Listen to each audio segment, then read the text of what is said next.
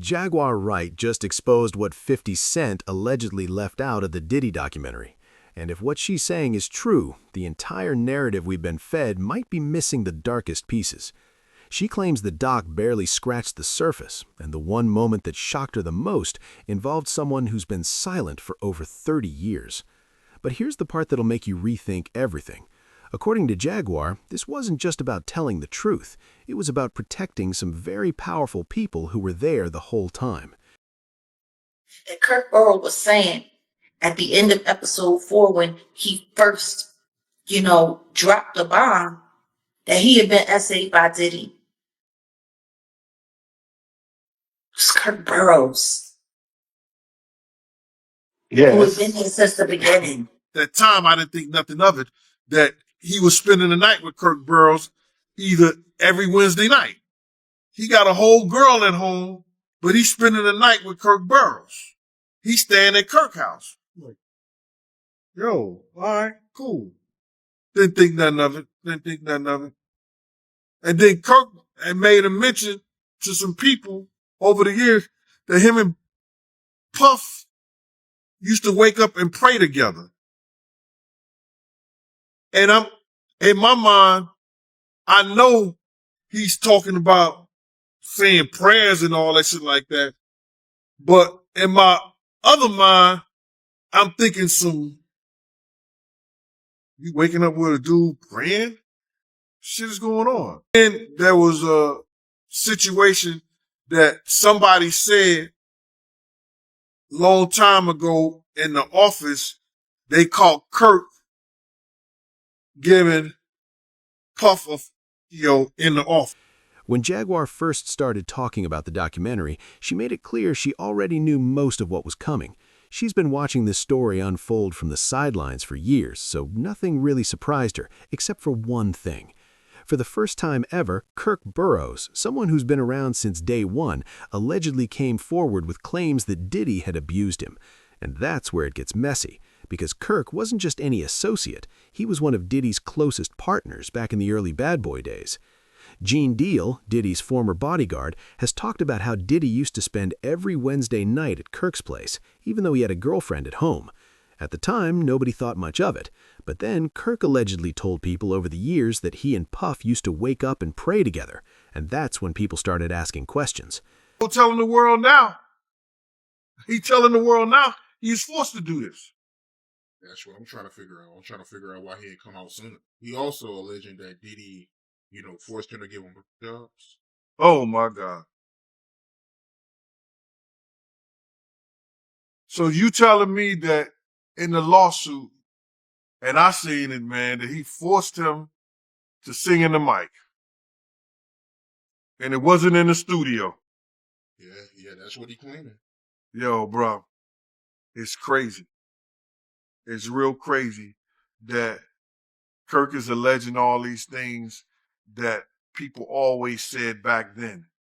I remember when me and you had a conversation about this years ago, and you asked me, was I going to talk about it? I said, no, I'm not going to talk about it because I'm going to let him talk about it. I didn't know he was going to do this lawsuit and put this shit in there. But I told you years ago that I'm not going to talk about it until he talks. Then came the allegation that rocked everyone. According to reports that surfaced later, someone in the office allegedly caught Kirk in a compromising position with Diddy. Gene Deal himself said he was stunned when he heard what Kirk was now publicly claiming. He couldn't even find words at first. He said people keep pretending like all of the stuff that they hear about Diddy is something that's new. He's been doing these things.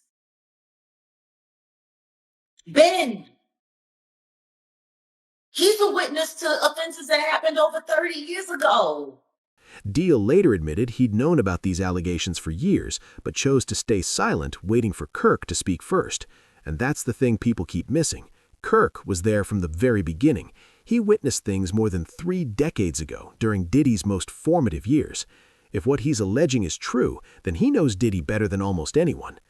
Jaguar said this is why Kirk's testimony might be the most significant we've seen so far, because he's not just confirming rumors, he's verifying what's allegedly been whispered behind closed doors this entire time. It was kind of interesting. They said he didn't smoke and he didn't drink, but throughout all the Biggie's promo, every time you saw him, he had a bottle of champagne. They was drinking Moet all the time. You know, so I guess they don't consider cases of champagne and everybody having their own bottle and drinking out of their own bottle like it was a 40 ounce. I guess they don't consider that drinking, but I mean, I digress. There was a part where he was going back and forth with Andre Harrell, and he was saying, "I'm gonna be drunk and high by Wednesday." I don't know. So I'm like, it seemed like the ship happened quickly when it comes to being introduced into this thing, you know, into this industry. So he's technically he might be. But Jaguar didn't stop there. She started pointing out inconsistencies in the documentary, especially when it came to Diddy's early life. The doc claimed he didn't smoke or drink, but Jaguar says that's not what the footage shows. Throughout all of Biggie's promo runs, Diddy was allegedly seen with bottles of champagne constantly. She said they were drinking Moet all the time, and if you go back and watch, everyone had their own bottle. So either the documentary got that wrong, or someone was trying to paint a cleaner picture than what actually existed. I believe that he was victimized, and I think it happened long before the industry. You know, people really don't want to look closer into his childhood and to what his mama had going on in the house. God knows what he saw and what happened to him in his own mama house. All of those strangers, them up involved, looking around, seeing what was going on. And let's just be clear, it sounds like her house was a house of, you know, professional freak-offs. So who knows what he saw or what could have happened to him while she was busy entertaining people and pouring and getting tips, as she would say, for her after-hour life. Oh yeah. He was. I'm gonna say he was surprised to hear that. School bus trip. No, was he surprised or was he like, zip it, you talking too much? Because that's what it looked like to me. It looked like you talking a little bit too much. They don't need to know about that. While she was sitting there, oh, because I was a bus driver and I was this, and I worked at the after hours. And I would pour them drinks and they would give me big tips. She did say it just like that. Big tips. You know, big tips and spend cheese. In Sean's own words, in Diddy's own words, he had said he had a sigh of relief learning that he was the son of a hustler or a gangster. Like he wanted that status. He wanted to say that he was like a sigh of relief is a wild thing to say, that your daddy was a gangster or a hustler, or that's what you heard that he was. Well, I mean, like Tim said, they had a bunch of blaxploitation movies being played around the house all the time. They grew up with the Mac playing. They grew up with Superfly playing. Like, I mean, if that's what you got going on, you got two women in the house and there's no men around, and these are what the little boys are watching. You got basketball players coming over late at night. You got hustlers coming over, PIMPs coming over, women who look like they were modeling for Jet Magazine coming over. Like, it sounds like the nature of the environment is what shaped their perception of what cool was. So, yeah, I mean, I'm sure for him it was, oh man, that's who. Then Jaguar went even deeper into Diddy's childhood. She believes he might have been victimized long before the industry ever got to him, possibly even as a child. And the reason she thinks that has to do with his mother's lifestyle. According to Jaguar, Diddy's mom allegedly ran what sounded like an after-hours spot out of their home, and there were all kinds of people coming and going. Strangers, hustlers, people involved in activities that no child should be around. Jaguar said it's possible Diddy saw things, or worse, experienced things that shaped everything that came after. The fact that, you know, that they have this footage and however they got it, the fact that it exists is like, Diddy, why would you even start recording this? Like, why would you even give us this leverage to even put this thing out? Please, give us some tips. Well, I wouldn't call it leverage, but go ahead. Well, the whole point of him filming this whole thing was because I'm sure that he planned on doing his own documentary. This is an extreme narcissist you're talking about. Extreme. He's sitting there with feds, and I shot away from his hotel suite, filming his hotel room, and he's looking at them and he's filming them right back. He's literally saying in certain parts, yeah. Make sure you're filming all of this because we need to get some, some cutaway shots. That's wild. That's wild. No, he was literally, did nobody pay attention to that? Oh, I saw. Like he said, yeah. Make sure you're filming all of this. We need this for cutaways. Like you're sitting here collecting footage, like a director, like an AD. She pointed out that Diddy grew up watching blaxploitation films, seeing pimps and hustlers glorified, with no stable male figures around. Basketball players, hustlers, models, all of them allegedly coming through the house late at night. Jaguar said that kind of environment shapes a kid's perception of what's cool, what's powerful, and what's acceptable. And when Diddy found out his father was a hustler who got arrested, turned informant, and went to prison, he didn't seem devastated. He seemed relieved. He wanted that legacy. He wanted to be the son of a gangster. That's a wild thing to take pride in, but according to Jaguar, that's exactly how he saw it. Got a lawyer like Mark Agnafilo who is orchestrating your possible surrender because, as you heard him say in the beginning of the documentary, he was very clear. It's almost the middle of September and there's no indictment. As you heard Diddy say, I've been an exemplary client like you've asked. You said I've been an excellent client. I came here. I did everything you asked me to do.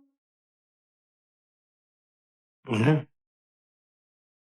That's what they're literally having this conversation. Yeah, in that conversation, Diddy was worried about the outlook of the public versus the victims. The outlook of the public. Oh, he was worried a lot more than that. You don't think? He literally sat there and said, we need comms. He's sitting there talking like an evil dictator. We need comms.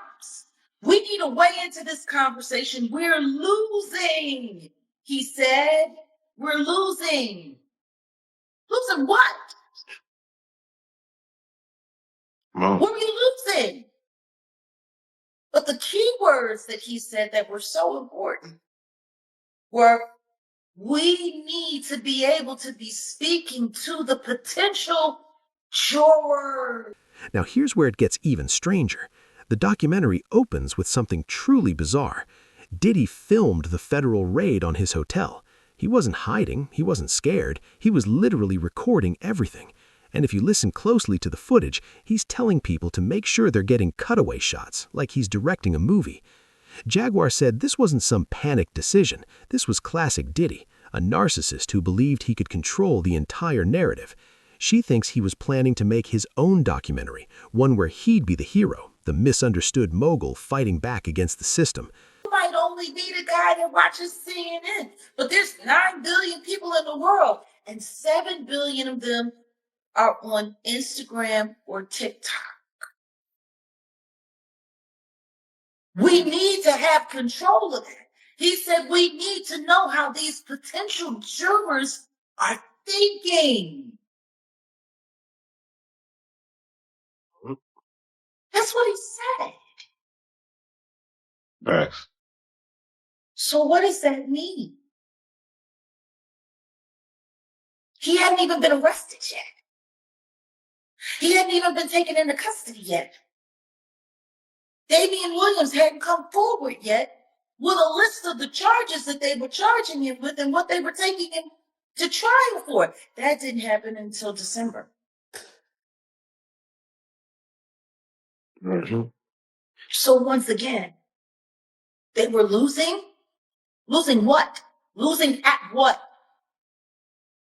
We need we need to have control of comms.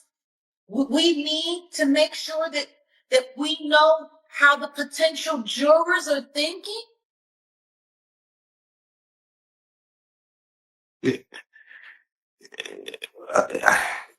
Very true. How does that not sound like anything other than what it is? They were looking to infect the jury pool as early as possible. They were hoping to infect the jury pool, to see a lawyer sitting on the phone, having a conversation with a man who was about to be charged with some of the most heinous acts known in. But what really caught Jaguar's attention wasn't just the filming, it was what Diddy and his lawyer were saying while the cameras were rolling. According to her, Diddy's attorney allegedly told him there was no indictment yet, even though it was mid-September. And Diddy, sounding frustrated, said he had been an exemplary client, that he had done everything they asked. But then the conversation took a darker turn. Did a walk around, so I walked around the top of the floor, went down the steps and went in the gym, and then came across the gym, and I seen that you can go up the steps and be right there at the front door. So everybody was coming in. You seen Dougie Fresh, Red Alert. They was on the mic. People start coming in and everything. It was cool. And then when LL Cool J and Mike Tyson showed up, that shit must have went pandemonium. They must have broke through the first doors where the FOIs was and came to the door where we was inside at. And it was a glass door that they were crowded at in the glass door, and people were steady pushing the people through the door, whereas that they pushed the people so hard that the glass broke and people fell through the glass doors at the top of the stairs. And when people fell through the door at the top of the store, we grabbed this girl. You know, she was pregnant. We later found out that was Father MC's baby's mother. And she died that day with her baby inside her. And you could see that she was pregnant. You know what I'm saying? She had to be like 6 or 7 months pregnant. So we grabbed her and helped her up. And then she ended up going downstairs when we had got her out the way. So they got trapped down the stairs. After they broke through the first glass, they got trapped downstairs through the second door because Jessica had got scared. That was Puffy partner at the time, Jessica Rosenberg. She got scared, ran downstairs with the money box and shut the door behind her. And all those people got shut down in there and got trapped. Right. 9 people died that day. 29 others were injured. And I guess Nice and Smooth's bodyguard was one of the people that got. My man, let me tell you something. That dude was about 6'4". He had a white t-shirt on, I think, with khaki pants. I was over there trying to resuscitate him, and I was like... Diddy allegedly said they were losing. Losing what? The public narrative. And then, according to Jaguar, he said they needed to reach the potential jurors, that they needed to know how people on Instagram and TikTok were thinking. This was before he'd even been arrested. No charges had been filed yet, and he was already allegedly trying to figure out how to influence a jury pool. Jaguar said that's jury tampering, plain and simple, and it should have raised every red flag imaginable. But here's the thing. When you have money and power, those flags don't always get seen. Putting his business in his mother's name, and the U.S. attorneys trying to go after Rico, that he used his business as an enterprise to do these sexual deviant things. Yeah. Technically, if he's just getting, let's say, small payments from his mom, he's not technically using the business. Do you think that they barked up the wrong tree to even lose this trial based on him saying that, hey, I'm not even the owner of Bad Boy. I'm just let's say, an employee who just gets payments to do little small things? Shouldn't they have realized that or noticed all right, we can't trace the money back to the owner of Bad Boy? Well, see, that's the thing. That was for Kurt Burrow's case. What about now? Because Combs Enterprise, all of it is not owned by Janice Combs. His name is on stuff. A lot of stuff. Like a lot of these things that happen, it's not like back then it was Bad Boy, Combs Enterprise. There's a bunch of different stuff that falls up underneath that umbrella. And it ain't all in Janice's. It's not all in Janice's name. It's not. Good portion of it is, but not all. Like people have to be weary about anybody who goes through this much trouble to evade responsibility and financial liability. Because even if it's not all in his name, even if it isn't all him, even if it were all in his mother's name, then that would mean that his mother is the one that's running the criminal organization, and she's been aiding and abetting his very sick behavior for decades. Hey. It sounds like they should have made sure that she was added to everything. Hey. That's the case. Because if he's just an employee and he's just being paid for his services, then that means that all of this stuff was going on up underneath her nose, and there's no way she didn't know about it. She was involved and present for too much. She also brought up something most people have forgotten, the 1991 City College stampede. 9 people died that day. 29 others were injured, and it all happened because of overcrowding at an event Diddy was promoting. Jaguar compared it to the Travis Scott Astroworld tragedy, but the difference is Diddy allegedly protected himself financially before it even happened. He put Bad Boy Records in his mother's name, so when the lawsuits came, they couldn't touch his assets. That's not an accident, that's strategy. Gene Deal, who was there that night, described the scene in horrifying detail. He talked about a pregnant woman who died, about people getting trampled, about glass doors shattering and bodies piling up at the bottom of a staircase. It wasn't mentioned at all in any of this documentary. Yet he was there for so much of it. Because right after the diddler beat the crap out of Steve Stout, the Jigger Man poked up on Rivera. Not long after that. All of this stuff happened around the same time. Why do you think Jay-Z wasn't involved in none of this? Well, I mean, he was involved in a lot of it. You mean, why wasn't he mentioned?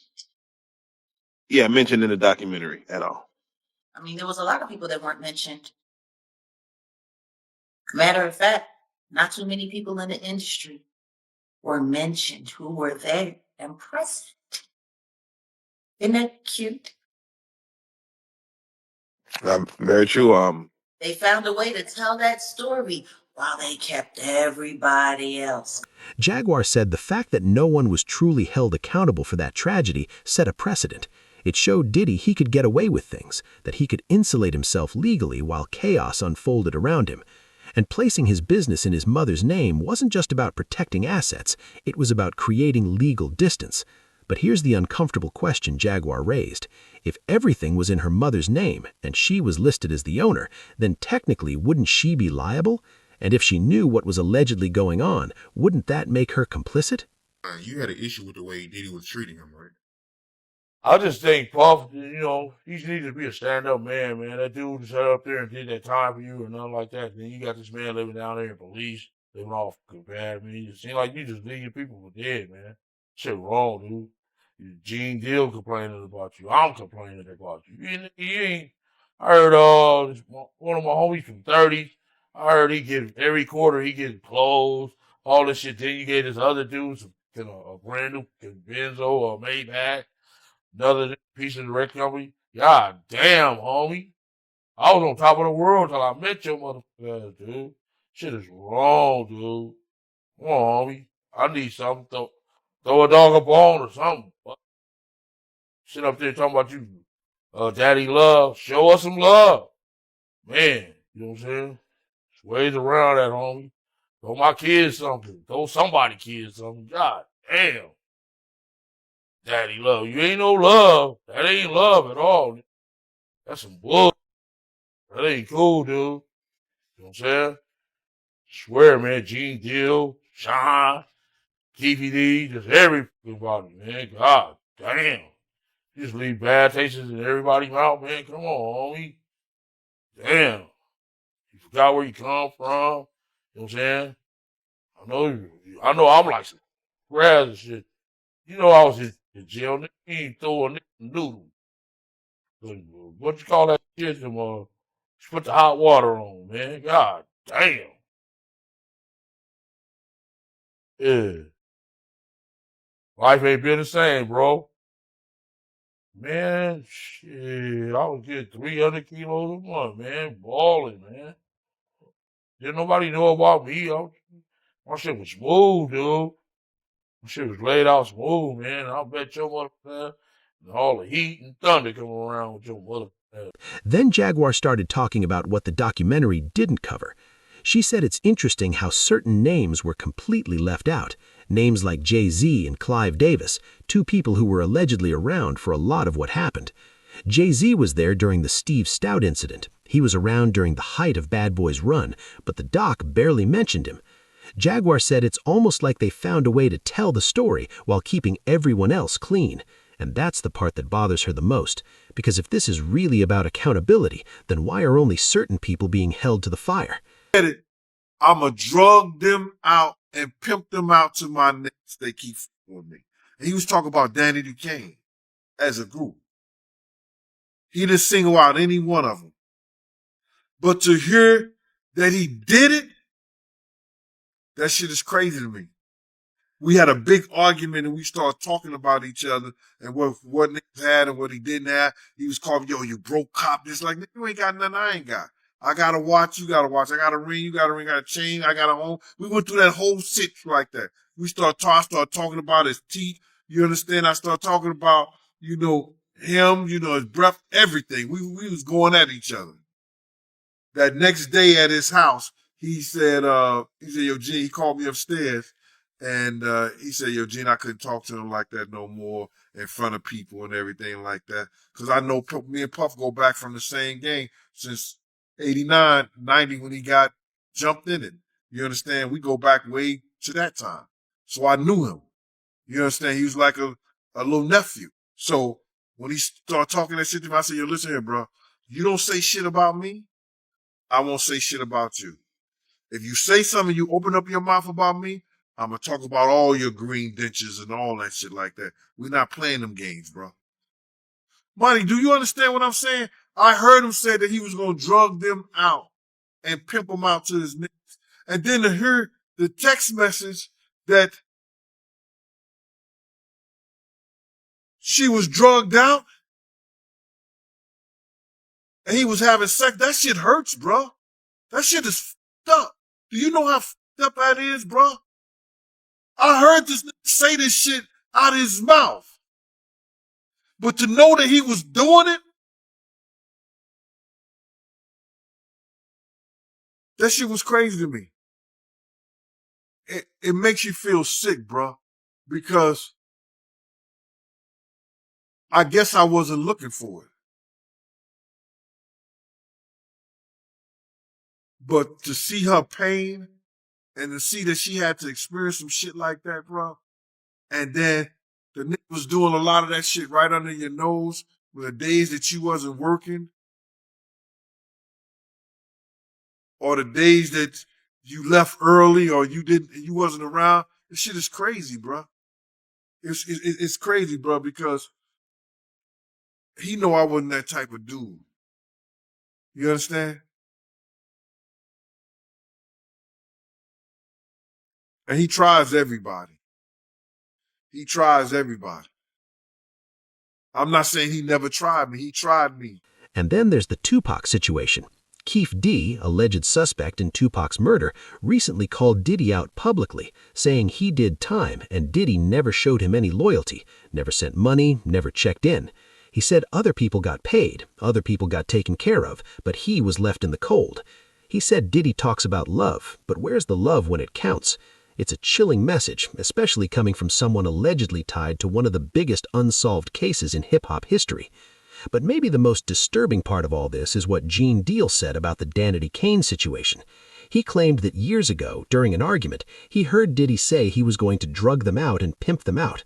At the time, Gene thought it was just talk, but then Aubrey O'Day came forward in the documentary with allegations that matched exactly what Gene had heard all those years ago. Gene said it made him sick because he realized it had been happening right under his nose on the days he wasn't working or the nights he left early. He said Diddy tries everyone, and he admitted Diddy even tried him once. So here's what we're left with. A documentary that allegedly exposes a lot, but according to Jaguar Wright and Gene Deal, still leaves out the most important pieces. The names that should have been mentioned weren't. The financial structures that protected Diddy for decades barely got explored. The environment that allegedly shaped him, the childhood trauma, the industry enablers, all of it got a light touch. Jaguar said the federal government doesn't miss things like this. They just choose what to pursue. She compared it to Al Capone, someone everyone knew was guilty, but they only charged him with tax evasion because going after the bigger crimes would have exposed too many other powerful people. Maybe that's what's happening here. Maybe the full story is still being protected, because if it all came out, it wouldn't just take down one person, it would take down an entire system. So the real question is, how deep does this really go, and who else is still being protected? Drop your thoughts below, because this story is far from over.